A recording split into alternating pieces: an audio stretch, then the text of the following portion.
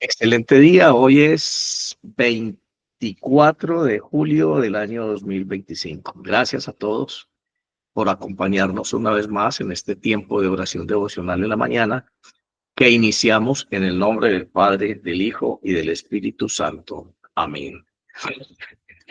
Salva, Señor, a tu pueblo y a tu heredad bendice. Gobiérnale y enséñale perpetuamente. Todos los días te bendecimos y alabamos tu nombre en los siglos y por los siglos de los siglos. Dígnate, Señor, guardarnos sin pecado en este día.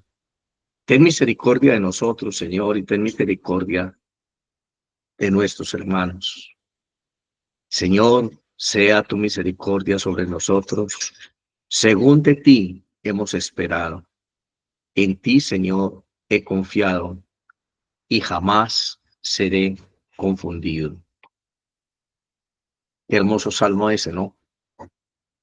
Qué bueno tocar el corazón de Dios en este momento y decirle con todo nuestro corazón que por favor perdone nuestras iniquidades, que nunca terminen sus misericordias en nuestra vida.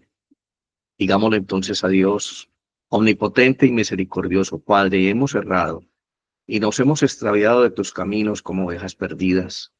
Hemos seguido demasiados designios y deseos de nuestro propio corazón y hemos faltado a tus santas leyes. Hemos dejado de hacer lo que debíamos haber hecho y hemos hecho lo que no debíamos de hacer y en nosotros no hay salud. Mas tú, oh Señor, compadécete de nosotros, humildes pecadores. Libra, oh Dios, a los que confiesan sus culpas y restaura a los que se arrepienten según las promesas declaradas al género humano en Jesucristo nuestro Señor. Y concédenos, oh Padre misericordioso, que por su amor, el amor de Cristo, que de aquí en adelante vivamos una vida sobria, santa y justa para gloria de tu santo nombre. Amén. Padre nuestro que estás en el cielo, santificado es tu nombre, venga a nosotros tu reino. Hágase, Señor, tu voluntad en la tierra y en el cielo. El pan de cada día provéenoslo hoy. Y perdona también nuestras faltas, así como nosotros perdonamos a quienes nos han ofendido. Líbranos de la tentación y no permitas que caigamos bajo la influencia del maligno. Amén y amén. Bueno, iniciamos hoy con un texto bíblico en el libro de los Proverbios, en el capítulo 12, del versículo 10 en adelante, que dice así: el corazón conoce su propia amargura y un extraño no comparte su alegría. La casa de los impíos será destruida, pero la tienda de los rectos florecerá. Y este es el versículo que va a servir como texto áureo para nuestra reflexión de hoy. Hay caminos que al hombre le parecen derechos, pero al final es camino de muerte. Ok. Hay caminos que al hombre le parecen derechos, pero al final son caminos de muerte. Vamos hoy a meditar sobre un tema que es conexo con una idea que yo he traído hace algunos días a colación en estos tiempos devocionales. Y este tema de hoy lo he llamado la ciencia de la felicidad. Bueno, la ciencia de la felicidad. Para acercarnos a este tema, vamos a basarnos en Proverbios 14:12, como les acabo de decir. Hay caminos que al hombre le parecen derechos, pero su fin es camino de muerte. Ok. Un gran hombre de Dios, eh, Tomás de Aquino, ha dicho que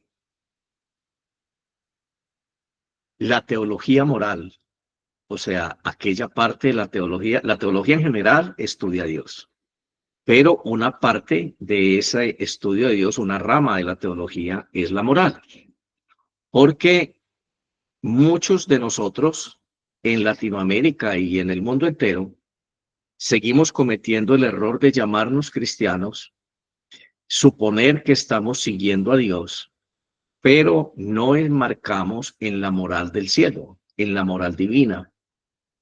Nuestros actos son amorales, son actos que no agradan a Dios, que no están en concordancia con Dios, aún nuestra forma de pensar. Entonces, el estudio de los actos humanos en general es de lo que se ocupa la moral o la teología moral, pero no de todos los actos humanos, solamente de aquellos actos humanos que ordenan la vida, el quehacer humano, el devenir de la existencia del hombre a su fin sobrenatural. ¿Cuál es el fin sobrenatural nuestro, de todos los que somos cristianos? Obviamente nuestro fin sobrenatural es el llamado que Dios nos está haciendo a compartir con Él la vida eterna en el cielo, algo a lo que nosotros de alguna manera nos hemos atrevido a llamar salvación. Bueno, entonces, siguiendo a Tomás de Aquino, esos actos humanos que conducen al ser humano a ese fin moral, a ese fin sobrenatural, perdón, que Dios lo ha llamado, se puede enmarcar en tres aspectos, básicamente. Cuando hablamos de que se trata de los actos humanos, estamos hablando de una posibilidad. Hay actos humanos que se realizan con conocimiento y libre voluntad. Estos son los únicos a los cuales se les puede dar una valoración moral. Cuando usted y yo actuamos con conciencia de lo que estamos haciendo y desde nuestra libertad, ese acto es susceptible de una valoración moral. Ya entendemos que la valoración moral es calificar si ese acto nos está llevando al fin sobrenatural que Dios nos ha trazado. Bueno, otra posibilidad cuando hablamos de los actos humanos son aquellos que el hombre realiza con conocimiento y libre voluntad, como los únicos que pueden darse a una valoración moral. Lo acabamos de decir. Y estos actos humanos entonces pueden ser naturales. Hay actos que el hombre hace voluntariamente de manera natural. Y son aquellos hechos que no tienen control voluntario. Por ejemplo, el acto de la digestión o el acto de estar respirando. Son actos netamente naturales sobre los cuales no tenemos ninguna injerencia desde el punto de vista de la voluntad. Hay otro tipo de actos que son los actos que se realizan sin pleno conocimiento.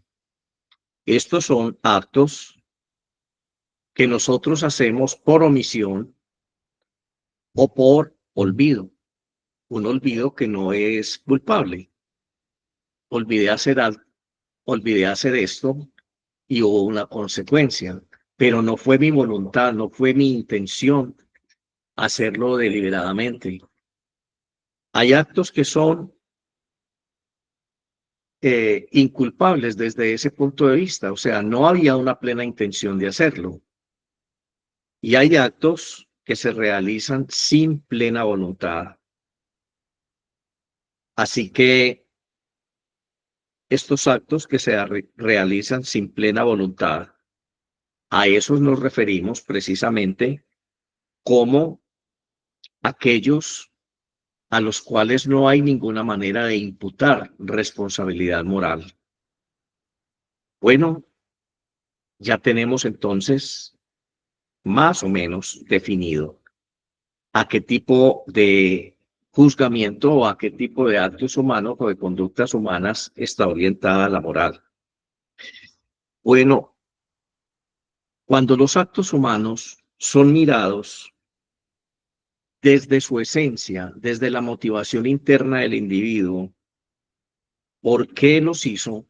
¿Cuál fue la razón para hacerlo? ¿Por qué se conduce de esta manera? Cuando la razón es interna, de eso se ocupa siempre la psicología.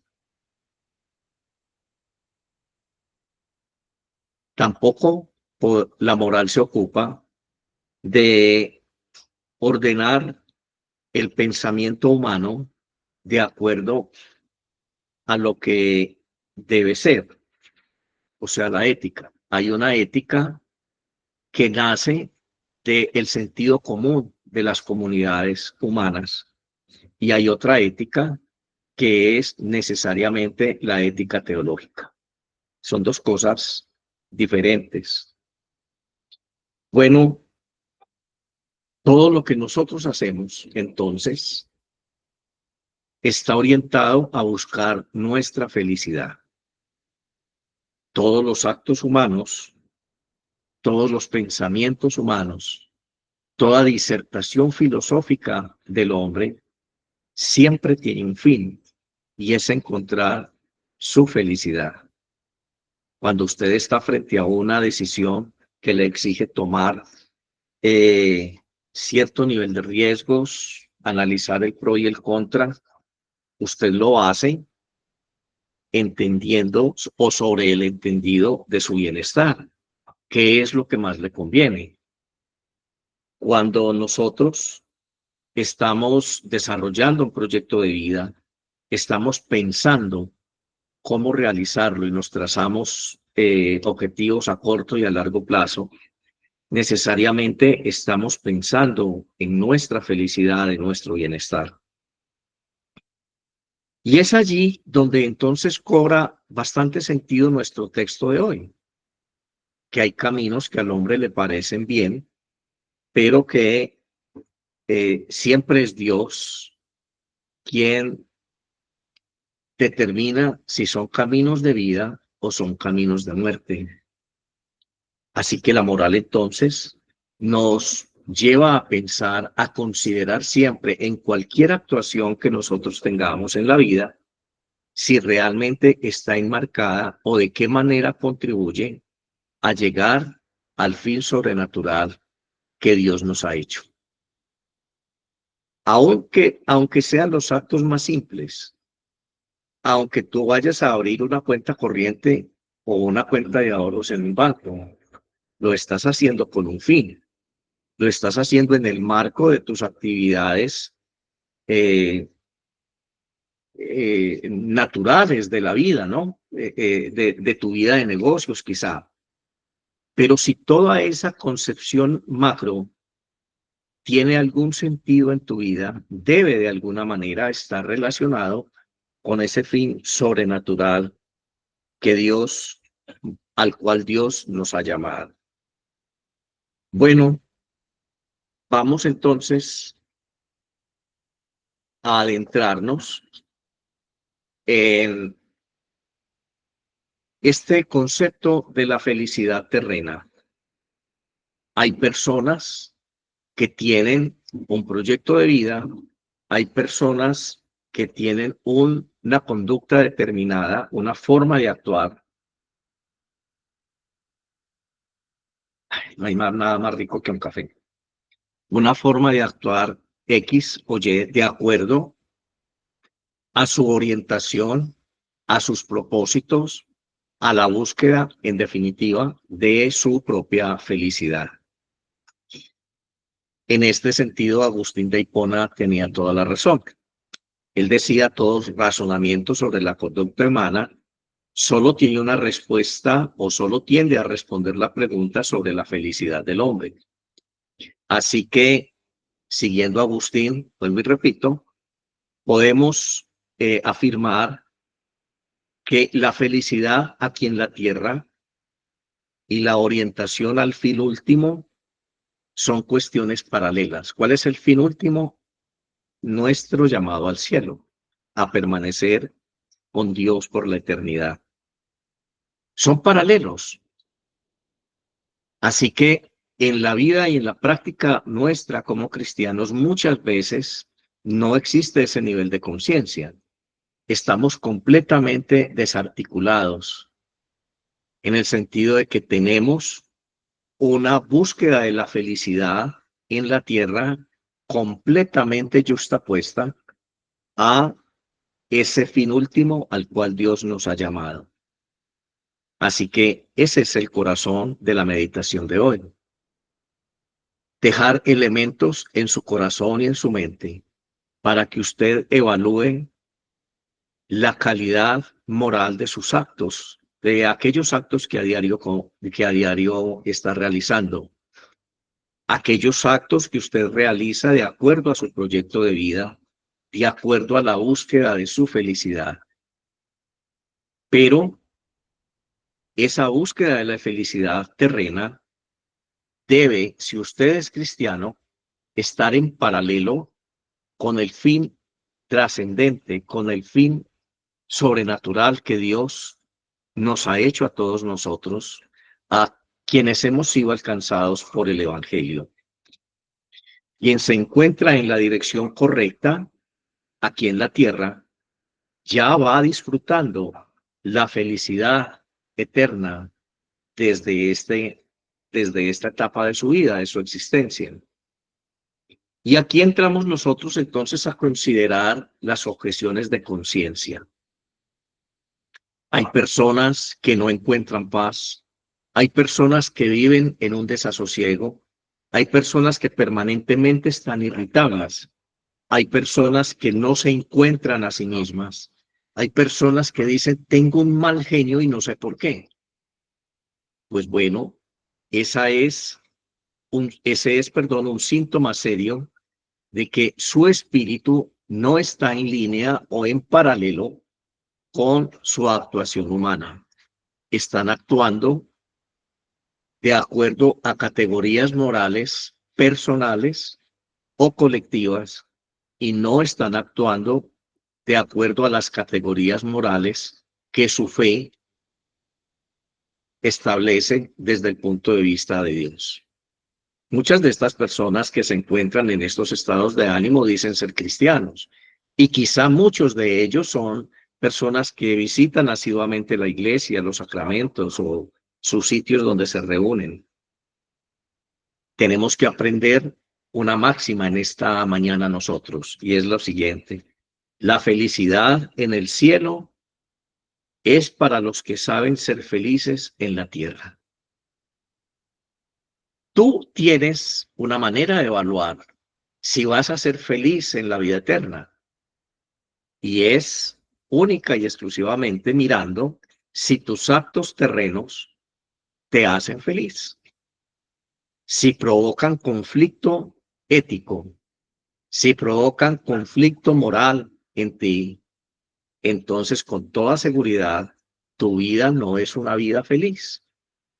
La felicidad nuestra acá en la tierra depende de actuar en congruencia, en consecuencia con la moral de Dios establecida en nuestro corazón. Eso nos da paz de conciencia. Aquellas personas que dicen no hay nada que pague el beneficio o el placer de acostarme en la noche sin que mi conciencia me tenga que reclamar nada. Estoy en paz conmigo mismo, estoy en paz con mi prójimo y estoy en paz con Dios.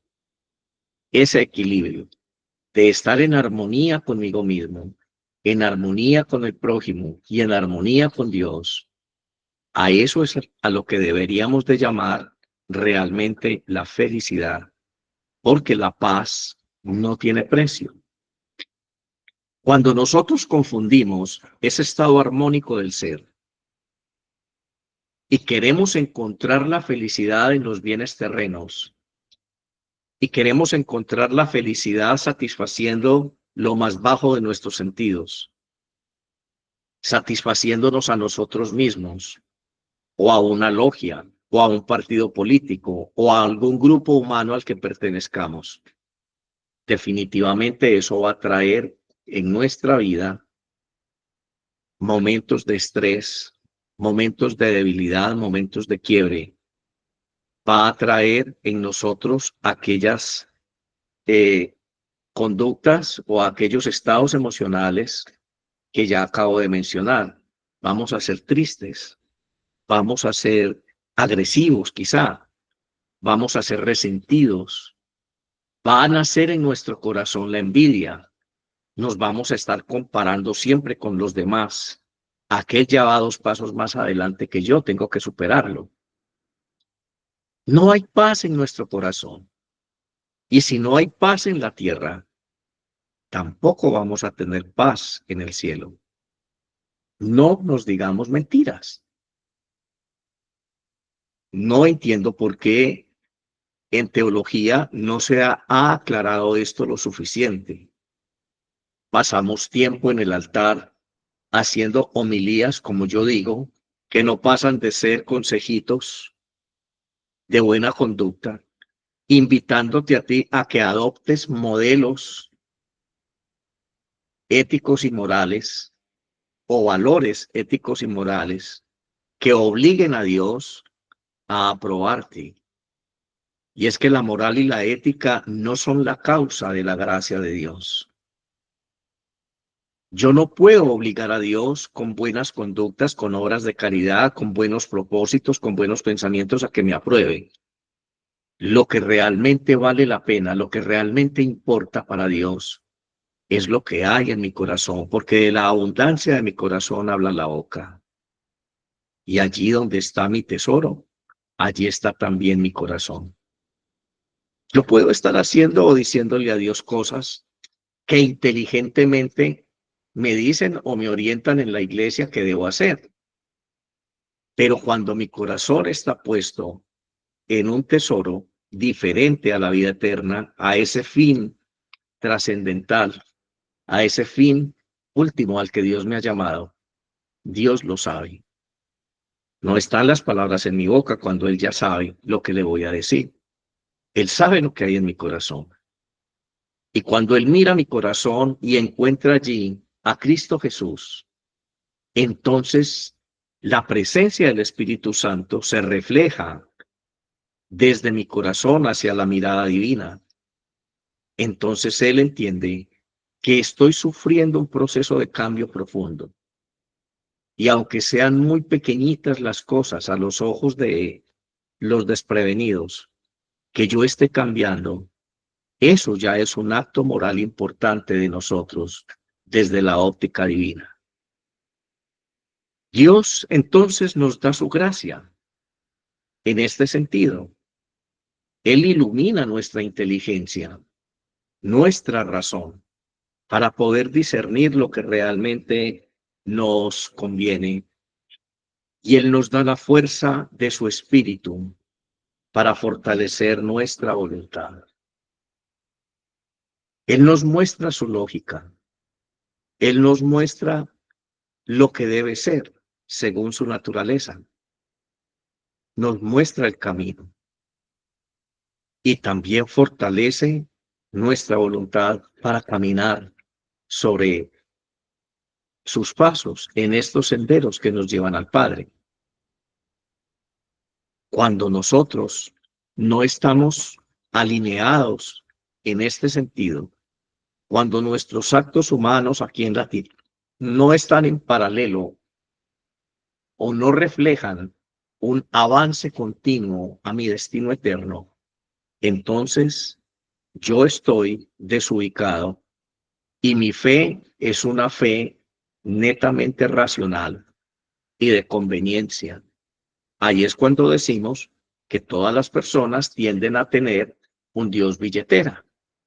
Yo hice esto bien, yo no hago milagros de pereza, es que yo soy buena gente. Padre, yo hace 12 años no me confieso, pero yo qué me voy a confesar, yo no hago nada malo. ¿No? Entonces, perdóneme usted a mí, Señor, pues le dirá a Dios, qué pena. Yo siendo Dios que conozco todas las obras humanas, que hice el mundo, estoy diciendo que nadie, ni aún uno, ha dejado de pecar. Y usted me viene a decir ahora que usted es santo por naturaleza, entonces excúsame, cometí un gran error. al juzgar los actos de Adán y Eva. Qué ilusos somos los seres humanos, ¿no? Hay falsos conceptos de moral. Hay una moral de actitudes, que es esta a la que me acabo de referir. Esta moral de actitudes enseña que lo importante es que yo tenga una buena actitud hacia Dios y no importan tanto los actos. Yo creo que aquí está casi todo el mundo católico y mucha parte del mundo cristiano en general, pues sigo haciendo estas dos diferencias. Muchas personas tienen una buena actitud hacia Dios. Yo amo a Dios, yo respeto a Dios, Dios es lo mejor, Dios es lo más sublime para mí, Dios es esto, Dios aquello. Y parece que con decirlo, con eso está bien, pero no lo comprueban con sus actos. Sus actos no importan desde esa perspectiva de una moral de actitudes. Yo tengo una buena actitud, pero mis actos no lo demuestran. Ese es ese es el veneno de esta forma de pensar. El cristianismo dice esta moral de actitudes, que el cristianismo no es en sí mismo moral, o sea, una moral, sino que se trata simplemente de una doctrina de la salvación. Qué cosa tan delicadamente peligrosa. Muchos cristianos están convencidos que conocen racionalmente la doctrina de la salvación. Ellos pueden decirle a usted y explicarle lo que Jesús hizo en la cruz y explicarle la lógica del evangelio, del mensaje del querigma, de ese mensaje de las buenas nuevas. Pero conciben el evangelio como una doctrina de la salvación, pero no lo conciben como una expresión moral en la conducta humana. El verdadero evangelio es aquel que se expresa a través de tus actos, no lo que tú conoces, no lo que tú sabes intelectualmente. Lo que tú reflejas a través de tu conducta, ese es el evangelio. Encontramos sacerdotes, encontramos pastores que con su conducta, con sus ademanes, con su forma de hacer chistes, con su visión maliciosa de la vida, están evidenciando que en el altar son unos y en la conversación personal ya son otros completamente diferentes. Encontramos personas que no vemos en ellas una línea definida de pensamiento, de conducta. Siempre encontramos en ellos que hay rigidez en cuanto a la enseñanza que emiten a la iglesia, pero mucha permisibilidad en el trato personal con las personas. Perdón la redundancia. Yo puedo ser muy amigo de una persona homosexual, pero esa persona debe tener claro lo que yo pienso. No es de Dios ese tipo de conducta. Si mi amigo homosexual va a la iglesia y si amigo está convencido que va a ir al cielo, aunque hayan teólogos, aunque hayan sectores de la iglesia y políticos que ya los estén legitimando, no puedo legitimar eso porque está en contra de la moral del evangelio. El evangelio en sí mismo es una contracultura. El evangelio en sí mismo no debe aceptar influencias culturales. Al contrario, el evangelio debe afectar la cultura. Y en ese orden de ideas, tu evangelio, el evangelio que tú practicas, se adapta en tu mente, en tu razón, a la cultura en la que estás viviendo, o modifica esa cultura aprendida de una comunidad que vive una moral de actitudes. Qué bueno que nosotros hoy pensemos en esto seriamente. También una forma equivocada de conceptuar la moral es la moral situacional. La moral o la malicia del acto, dice esta moral situacional, no viene de una ley universal e inmutable, que es Dios, sino que depende del estado anímico de la persona.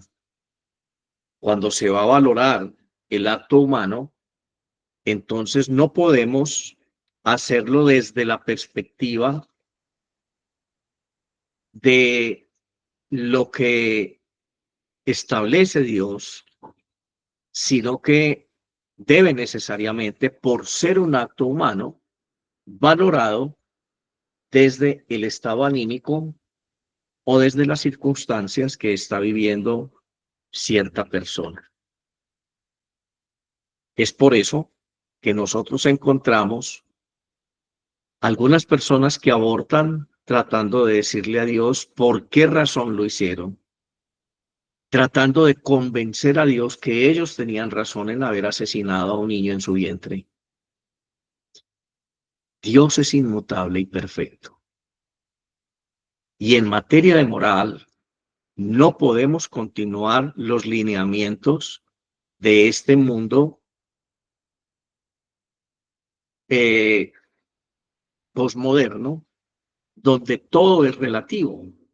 No hay valores absolutos. No hay conceptos únicos que determinen la conducta y la vida del hombre. Seguimos en la misma línea de pensamiento, ¿no? ¿Cuánto daño ha hecho la infiltración de ideas progresistas, de ideas aparentemente originadas en una sana comprensión del Evangelio, pero con una adaptación netamente humanista? Conocer todo esto que estamos hablando es conocer la ciencia moral, aquella rama de la teología que se ocupa de la conducta humana. La teología, vuelvo y repito, en términos generales, es el conocimiento de Dios, es el estudio del discurso de Dios, estudia a Dios. Pero hay una parte de esa ciencia, una división, una especialización que se llama moral y la definimos como la ciencia de la felicidad. Tú eres feliz si hay congruencia moral en tus actos desde el punto de vista de tu fe. Tú eres feliz si no estás confundiendo en tu práctica el concepto de felicidad. Si cada uno de tus actos humanos en esta tierra va en paralelo con ese fin trascendente, con ese fin último al que Dios te ha llamado, si tú puedes en las noches acostarte y decirte a ti mismo por qué razón lo que hiciste en el día te va a llevar a la vida eterna, sin importar que sean negocios, sin importar que sean cosas. Dios no excluye en la práctica de la santidad, en la práctica de la obediencia, el quehacer cotidiano. Al contrario, a través de lo cotidiano, labramos nuestra felicidad. Somos felices siempre y cuando lo hagamos de acuerdo a los lineamientos divinos y no a las influencias de pensamiento relativista de este mundo posmoderno, que cada vez, vuelvo a insistir en eso, opaca al ser humano, lo ensimisma en una burbuja, lo encierra allí, que cada vez establece menos referencias morales y éticas y donde no hay valores absolutos. Recordemos esto. Hay caminos que al hombre le parecen bien, pero su fin son caminos de muerte. Nuestro cristianismo debe ser la expresión de nuestros actos. Si tú quieres conocer el nivel de madurez cristiana de una persona, simplemente puedes mirar sus actos y el nivel de coherencia que encuentres allí entre ser uno solo consigo mismo, uno solo con Dios y uno solo con el prójimo.